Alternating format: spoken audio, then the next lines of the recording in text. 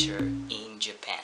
One of the biggest challenges when I first came to Japan for work is the language barrier. Yung hindi kayo magkaintindihan mga kapatid. Like you try to communicate with Japanese people but you cannot understand each other.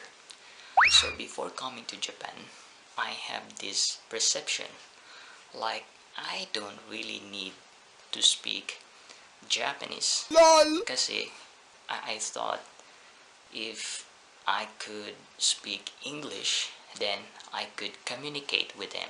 But yan yung pagkakamali ko, mga kapatid.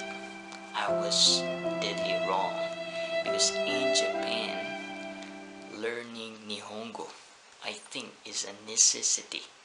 If it's a basic needs para itong pagkain, mga kapatid, na you need to have it before you go to war. Okay, now let me tell you, funny, but it's a good learning experience for me. Like when I go to convenience store, like 7-Eleven or Family Mart. Now, I tried to communicate. Nakipag-usap ako sa staff ng 7-Eleven na I want to buy this. I do it in English and I asked how much is it. And I thought she could understand me. When I approach her, usually they would say sumimasen, sumimasen. It's like way of like saying greetings to you. And I think they are already like program. I don't know how do you call this, but they already have this language like Japanese omo tenashi, or Japanese hospitality, wherein in particular situation they only use this phrase like to greet someone. So one time I ordered I think I bought bumili ako ng noodles, and then she was asking me if like ohashi desu ka? So it means she was asking me if I want chopsticks or I want spoon. Then I didn't know what ohashi mean at the time, so I just say hi hi hi. So that's very common my accent. Hi means yes, so I just say hi hi hi. Then she gave me chopsticks, mga kaigsunan. And at that time I didn't know how to use chopsticks, so miscommunication, mga kaigsunan. Now I would like to talk about a funny story inside my classroom. I usually handle elementary, kindergarten, and elementary students. Now, it's so funny. Every time I remember, every time I think about that time, pag naiisip ko yung pangyayari na yun, mga kapatid, natutuwa ko na I was also embarrassed at the same time. Okay, so during class, I have this, I think at that time, he was maybe kindergarten, so around 5 years old. Okay, so I was doing my thing, then in the middle of the class, I was discussing, then there is this one student who was like trying to make a noise, and he said something like, Sensei, Ushiko, Sensei, Ushiko. Then I thought he was just making noise. Then sabi ko sa kanya in Japanese, like, dami, dami, dami, dami. Like sabi ko, dami is like no, no. Because I thought he was just being noisy. Then all of a sudden, he stood up and he said, Sensei, Oshiko. And he was touching his, hinawakan na niya yung niya, mga kaibigan, yung pag-aari niya, mga kaibigan. LOL! Ushiko, mga kaibigan, it means I want to pee. Gusto ko nang umihi. and I want to go to the toilet. So when I saw that reaction from the student, wow, I told him, okay, stand up and you go to the toilet directly.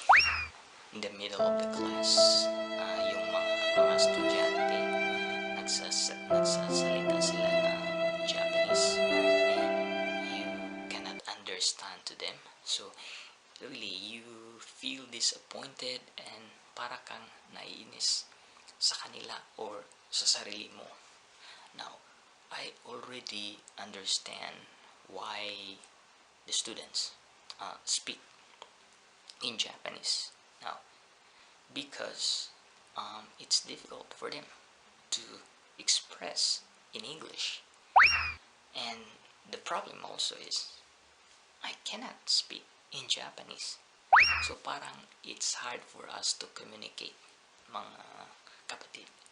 So what I did, little by little, to overcome this challenge, the language barrier, what I did is I do like self-study, and every time I heard words from a student, like if yung mga estudyante ko nagsasalita ng Japanese and I don't understand it, so what I did is I tried to remember the Japanese expressions, and then I tried to look at the dictionary, and try to find the meaning.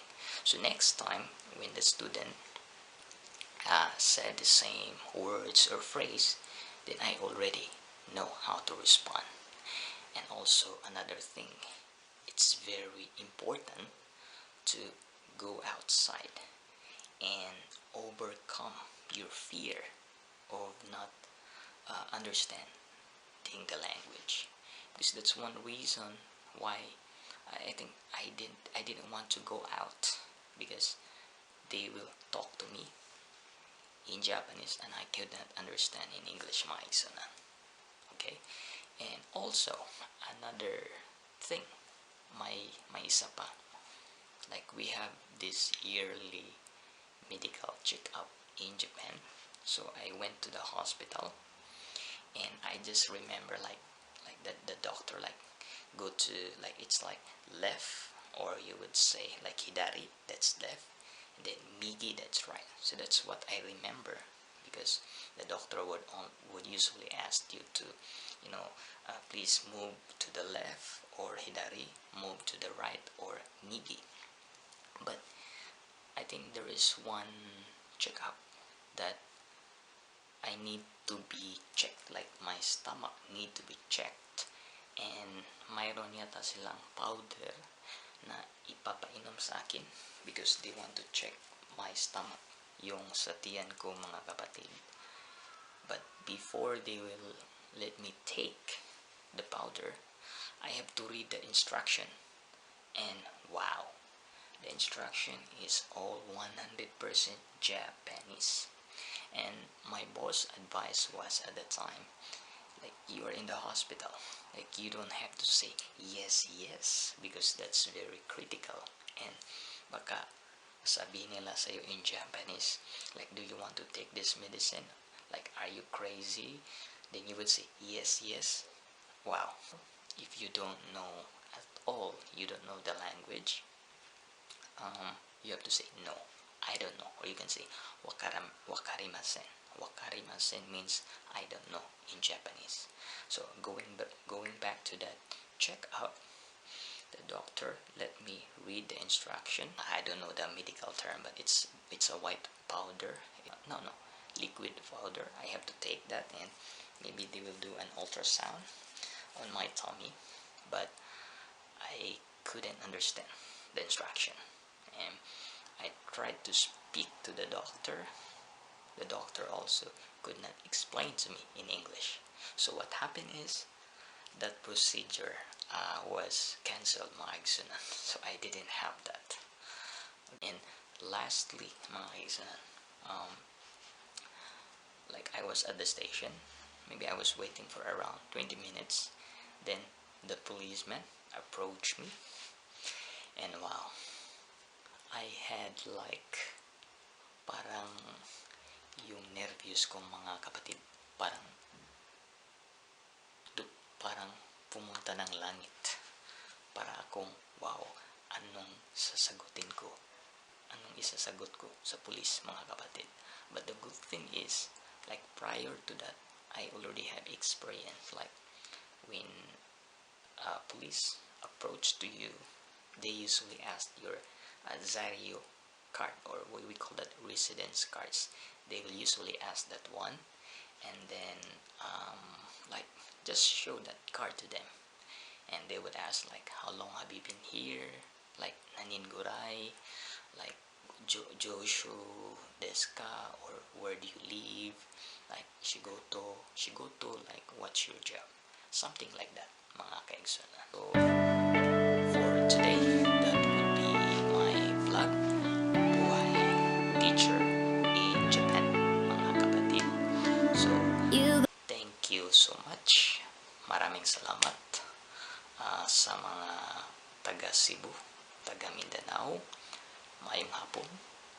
Sa taga Luzon, magandang hapon po sa inyong lahat. To the world, good afternoon. And to the people of Japan, konnichiwa. This is Bisda Travel, daghang salamat. Till next time. Again, without remorse, without heart. In your head, you're right, but in my head, you are the bad. I wanna show to the world that you're the bad